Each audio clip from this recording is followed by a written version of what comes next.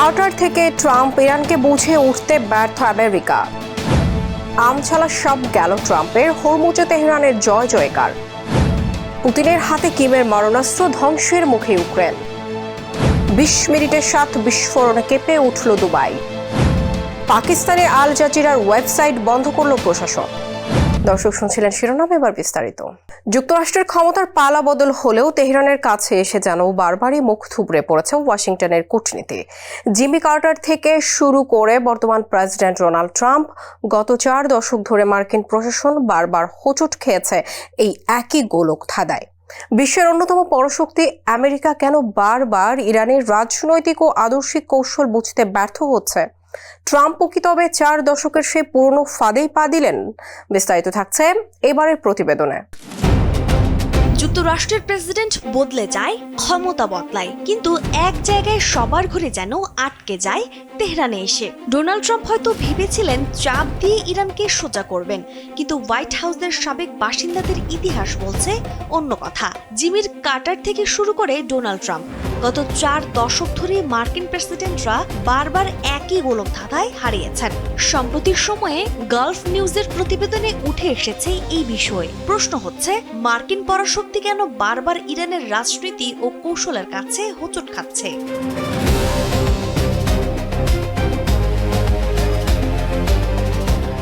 ইতিহাসের পাতা উল্টালে দেখা যায় 1979 সালের ইসলামী বিপ্লবের পর থেকেই শুরু হয় এই টানাপোড়েন। প্রেসিডেন্ট জিমি কার্টার জিম্মি সংকট মেটাতে যে চুক্তি করেছিলেন তা এক ঝটকায় ভেস্তে দেন আয়াতুল্লাহ রুহুল্লাহ খোমেনি।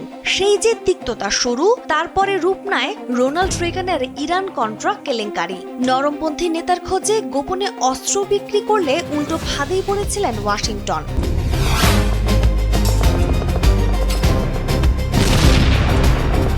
এরপরও কি শিক্ষা পেয়েছিল ওয়াশিংটন? উত্তর হচ্ছে না। ক্লিন্টন প্রশাসন ভেবেছিলেন ইরানি প্রেসিডেন্ট মোহাম্মদ খাতামের সংস্কারপন্থী বার্তা সম্পর্কে বরফ গলাবে, কিন্তু পর্দার আড়াল থেকে সর্বোচ্চ নেতা খামেনি সব ভেস্তে দেন। এমনকি 2015 সালে ওবামা প্রশাসন ঐতিহাসিক পারমাণবিক চুক্তি করে বড় এক ব্রেক থ্রু আনলেও তা শেষ পর্যন্ত 2 দেশের মধ্যকার চিরশত্রুতা মুছতে পারেনি। ট্রাম্প সে চুক্তি বাতিল করায় পরিস্থিতি আবার আগের জায়গায় ফিরে আসে।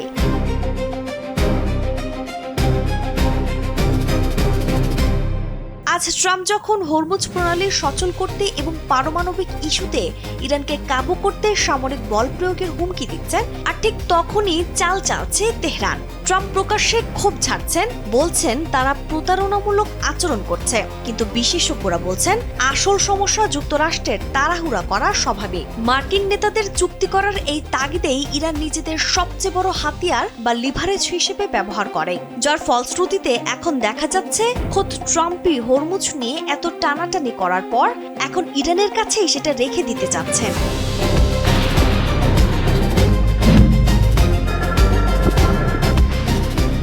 বিশ্লেষকদের মতে আমেরিকার প্রেসিডেন্টরা ভাবেন অর্থনৈতিক আর সামরিক চাপেই তেহরানকে নতির স্বীকার করানো সম্ভব, কিন্তু তারা ইরানের ধর্মীয় শাসন কাঠামো ও রাজনৈতিক আদর্শকে বারবার ছোট করে দেখেন। সাবেক মার্কিন কূটনীতিকদের মতে যুক্তরাষ্ট্র ইরানের কৌশল যতটা না বোঝে, ইরান উল্টো যুক্তরাষ্ট্রকে অনেক বেশি বোঝে। ট্রাম্পের বর্তমান ক্ষোভ তাই নতুন কিছু নয়, 4 দশকে সেই পুরনো ব্যর্থতা যেন এক নতুন অধ্যায়। নাজমুন্নাহার উসবা, কালবেলা। যে হরমুজ প্রণালী উন্মুক্ত রাখতে $1 বিলিয়ন যুদ্ধ শুরু করেছিল আমেরিকা, তার নিয়ন্ত্রণে এখন যাচ্ছে তেহরানের পকেটে। ডোনাল্ড ট্রাম্পের নিঃশর্ত আত্মসমর্পণের হুমকি ব্যর্থ করে দিয়ে উল্টো আমেরিকার নাকের ডগাতে এই গুরুত্বপূর্ণ এই সমুদ্র পথের চাবি ছিনিয়ে নিচ্ছে ইরান। পেন্টাগনের ক্ষেপণাস্ত্র ভান্ডারের টান এবং মিত্র দেশগুলোর জ্বালানি অবকাঠামোয় ইরানের ভয়াবহ হামলার হুমকির মুখে অনেকটাই কোণঠাসা ওয়াশিংটন। সামনেই মার্কিন মধ্যবর্তী নির্বাচন থাকায় যুদ্ধ বন্ধ করে ওমানের মধ্যস্থতায় তেহরানের চুক্তিতেই শেষমেশ সায় দিতে যাচ্ছে ট্রাম্প প্রশাসন। নতুন চুক্তি অনুযায়ী পারস্য উপসাগরে চলাচলকারী বাণিজ্যিক জাহাজগুলোর নিয়ন্ত্রণ শুধু ইরানের হাতেই থাকছে না, উল্টো গুনতে হবে মোটা অঙ্কের কার্গো ফিও। মধ্যপ্রাচ্যে আমেরিকার এই যাবৎকালের সবচেয়ে বড় কূটনৈতিক পরাজয় এবং তেহরানের এই জয় জয়কার নিয়ে বিস্তারিত থাকছে এবারের প্রতিবেদনে। আমেরিকার মিসাইল ভান্ডার শেষ, আর তার মাঝেই বিশ্ববাজারে হুহু করে কমছে অপরিশোধিত তেলের দাম। ডোনাল্ড ট্রাম্পের নিঃশর্ত আত্মসমর্পণের হুমকি ব্যর্থ করে দিয়ে হরমুজ প্রণালীর সার্বভৌমত্ব নিজেদের পকেটে পড়ছে তেহরান, আর এর নিয়ন্ত্রণ ইরানের হাতেই তুলে দেওয়ার কথা ভাবছে খোদ যুক্তরাষ্ট্র। বিশ্বের সবচেয়ে গুরুত্বপূর্ণ এই জ্বালানি পরিবহন রুটটি নিয়ে ওমানের মধ্যস্থতায় তেহরানের টেবিলে এখন এক বিস্ফোরক খসড়া চুক্তি। 5 মাসের যুদ্ধের অবসান ঘটাতে রয়টার্সের ফাঁস করা এই খবরে উত্তপ্ত বিশ্ব রাজনীতি। পরিস্থিতি সামলাতে শেষমেশ নতি স্বীকারের পথেই ওয়াশিংটন। ইরান ও ওমানের মধ্যকার গোপন আলোচনা এখন চূড়ান্ত পর্যায়ে। প্রস্তাবিত চুক্তি অনুযায়ী পারস্য উপসাগরে প্রবেশকারী সমস্ত বাণিজ্যিক জাহাজের তদারকি ও নিয়ন্ত্রণ যাবে তেহরানের হাতে। ইরানের উপপররাষ্ট্রমন্ত্রী কাজেম গারিবাবাদি বলেছেন, পারস্য উপসাগরে প্রবেশকারী ও বের হওয়া প্রতিটি বাণিজ্যিক জাহাজকে ইরানের জলসীমা ব্যবহার করতে হবে। শুধু সামুদ্রিক পথে নয়, কার্গোর মূল্যের উপর 5 থেকে 7% পর্যন্ত ফি আদায় করতে চায় তেহরান। ওমান 3% এবং ওয়াশিংটন কোনো ফি না রাখার পক্ষে থাকলেও ফাঁকা ক্ষেপণাস্ত্র ভান্ডার নিয়ে মার্কিনদের শক্ত অবস্থান নেয়ার আর সুযোগ নেই। অথচ যুদ্ধের আগে এই প্রণালী ছিল সম্পূর্ণ ফি মুক্ত। তবে আসল কোমর লুকিয়ে আছে পেছনের হুঁশিয়ারিতে। যুদ্ধের শুরুতে তেহরানের সরকার পরিবর্তনের হুঙ্কার দিলেও এখন ব্যাকফুটে হোয়াইট হাউস। রয়টার্সের তথ্য মতে দীর্ঘমেয়াদী বিমান হামলায় যুক্তরাষ্ট্রের বেশিরভাগ দূরপাল্লার নির্ভুল ক্ষেপণাস্ত্র শেষ হয়ে গেছে। টানা ক্ষেপণাস্ত্র হামলা চালিয়েও ইরানের প্রতিরোধ ভাঙতে পারেনি পেন্টাগন। উল্টো তেহরান হুঙ্কার দিয়েছে, মার্কিন বাহিনী যদি নতুন করে তাদের ভূখণ্ডে হামলা চালায় তবে উপসাগরীয় ওয়াশিংটনের মিত্রদের সমস্ত জ্বালানি অবকাঠামো গুড়িয়ে দেওয়া হবে। সামনেই নভেম্বরের মধ্যবর্তী নির্বাচন, আর মার্কিন ভোটারদের 2/3 এই যুদ্ধের চরম বিরোধী। লাস ভেগাসের সমাবেশ থেকে ট্রাম্প তাই সুর বদলে চুক্তি করার আকুতি জানিয়ে বলেছেন, তিনি আর মানুষ হত্যা করতে চান না। যদিও ট্রাম্প চুক্তিকে আসন্ন বলে দাবি করেছেন, তবে তদারকি ও ফি পরিশোধের মতো বেশ কিছু অমীমাংসিত জায়গায় এখনও দর কষাকষি চলছে। তবুও বিশ্ব রাজনীতির সমীকরণ স্পষ্ট, যে প্রণালী উন্মুক্ত রাখতে ওয়াশিংটন $1 বিলিয়ন যুদ্ধ শুরু করেছিল, সেই প্রণালীর চাবি এখন তেহরানের পকেটে। যদি শেষ পর্যন্ত হরমুজ প্রণালী নিয়ে এই সমঝোতা বাস্তবে রূপ নেয়, তাহলে এটি শুধু 5 মাসের যুদ্ধের সমাপ্তিই নয়, বরং মধ্যপ্রাচ্যের শক্তির ভারসাম্য এবং বৈশ্বিক জ্বালানি রাজনীতির নতুন অধ্যায়ের সূচনা হিসেবেও ইতিহাসে লেখা হতে পারে। আর এটি হবে মধ্যপ্রাচ্যে আমেরিকার এ যাবৎকালের সবচেয়ে বড় কূটনৈতিক পরাজয়। সনম সিদ্দিকী, কালবেলা। ইউক্রেন যুদ্ধে পুতিনের নতুন তুরুপের তাস হিসেবে এবার সরাসরি ময়দানে নেমেছে কিম জং উনের উত্তর কোরিয়া। পশ্চিমাদের চোখে ধুলো দিয়ে ইউক্রেনকে গুড়িয়ে দিতে রাশিয়ার ভোরোনেজ অঞ্চলে মোতায়েন করা হচ্ছে বিশেষ উত্তর কোরীয় মিসাইল ইউনিট। অন্তত 120টি ব্যালিস্টিক মিসাইল লঞ্চার ও সেনা সদস্য পাঠানোর পাশাপাশি ক্রেমলিনকে দেওয়া হচ্ছে KN-23 ও KN-24 এর মতো মারাত্মক সব ক্ষেপণাস্ত্র। বিনিময়ে পিয়ংইয়ংকে সামরিক ও মিসাইল প্রযুক্তি দিয়ে সহায়তা করছে মস্কো। পশ্চিমের আকাশ প্রতিরক্ষা ব্যবস্থার ধীরগতির সুযোগ নিয়ে পুতিন কিমের এই বিধ্বংসী অক্ষশক্তি ইউক্রেন যুদ্ধের মোড় কোন দিকে ঘুরিয়ে দেবে, বিস্তারিত থাকছে এবারের প্রতিবেদনে। ইউক্রেনের আকাশে যখন ত্রাহি ত্রাহি রব, ঠিক তখনই যেন আগুনে ঘি ঢালতে ময়দানে অবতীর্ণ হলো কিম জং উনের উত্তর কোরিয়া। কিয়েভে ভয়াবহ হামলার পরপরই সামনে এলো ইউক্রেনীয় গোয়েন্দাদের এই বিস্ফোরক তথ্য। পশ্চিমাদের চোখে ধুলো দিয়ে পুতিনের নতুন তুরুপের তাস হিসেবে রাশিয়া এবার খোদ ইউক্রেনের বুকেই মোতায়েন করতে যাচ্ছে আস্ত একটি উত্তর কোরীয় মিসাইল ইউনিট। মেঘনা চাইতেই যেন জল পেয়েছেন ভ্লাদিমির পুতিন।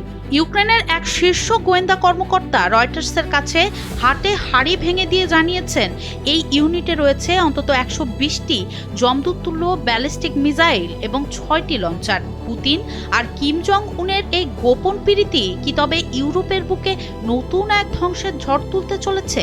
এই ধ্বংসযজ্ঞে খুঁটি গেড়ে বসতে রাশিয়ার পশ্চিমাঞ্চলীয় ভোরোনেজ অঞ্চলে ঘাঁটি গাড়ছেন প্রায় 90 জন উত্তর কোরীয় সেনা সদস্য।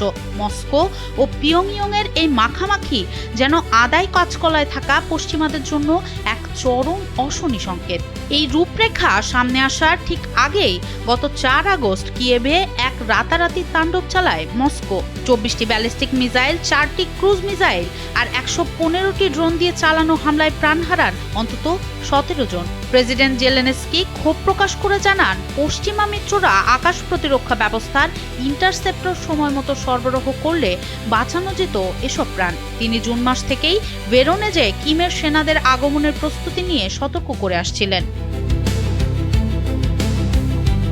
মস্কো পিয়ংইয়ং এর এই গোপন রসায়ন নতুন কিছু নয়। সুযোগ বুঝে কিম জং উন তার বিষাক্ত সাপ KN-23 আর KN-24 মিসাইলের ডালি সাজিয়ে পাঠালো পুতিনের দরবারে। 2023 সালের শেষ থেকে এ পর্যন্ত প্রায় 150টি এমন মিসাইল পেয়েছে রাশিয়া, যার প্রথম প্রকাশ্য ব্যবহার দেখা যায় জুলাইয়ের শেষে। এগুলো প্রতিহত করতে যুক্তরাষ্ট্রের প্যাট্রিয়টের মতো অত্যন্ত শক্তিশালী ব্যবস্থা প্রয়োজন।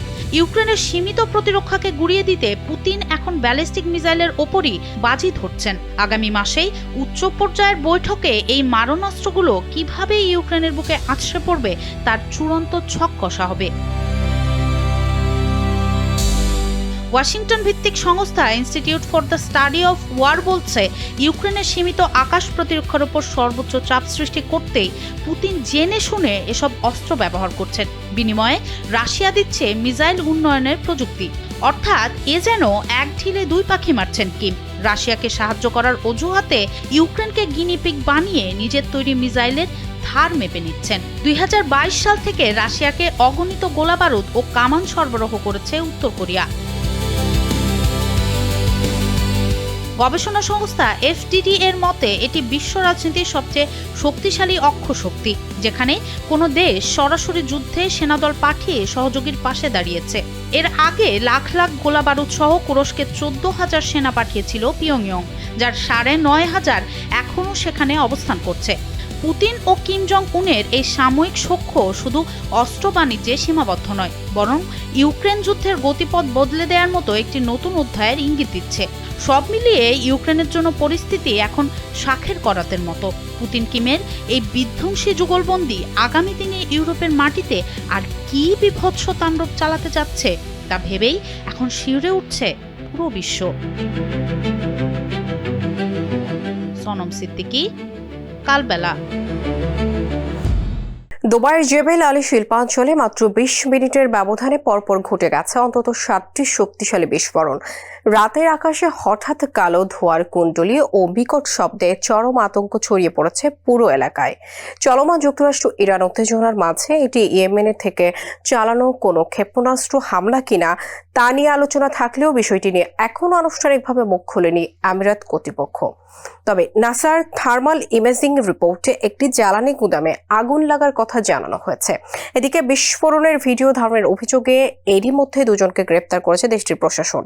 এটি কি কোনো বড় ধরনের নাশকতা নাকি নিছকই কোনো দুর্ঘটনা? বিস্তারিত থাকছে এবারের প্রতিবেদনে।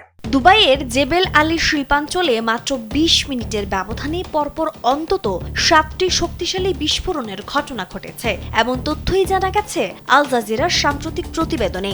রাতের আকাশে হঠাৎ করে কালো ধোঁয়ার কুণ্ডলী উঠতে দেখা যাওয়ায় স্থানীয় বাসিন্দাদের মধ্যে চরম আতঙ্ক ছড়িয়ে পড়ে। বিশেষ করে নিকটবর্তী আল ফুরজান এলাকার বাসিন্দারা বিস্ফোরণের সময় বিকট শব্দ শোনার কথা নিশ্চিত করেছেন। চলমান যুক্তরাষ্ট্র ইরান উত্তেজনার প্রেক্ষাপটে ইয়েমেন থেকে সংযুক্ত আরব আমিরাতের উপর এই ক্ষেপণাস্ত্র হামলা চালানো হতে পারে বলে ইরাকি গণমাধ্যম দাবি করেছে। তবে আমিরাত কর্তৃপক্ষ এখনও আনুষ্ঠানিকভাবে এর কোনো কারণ জানায়নি।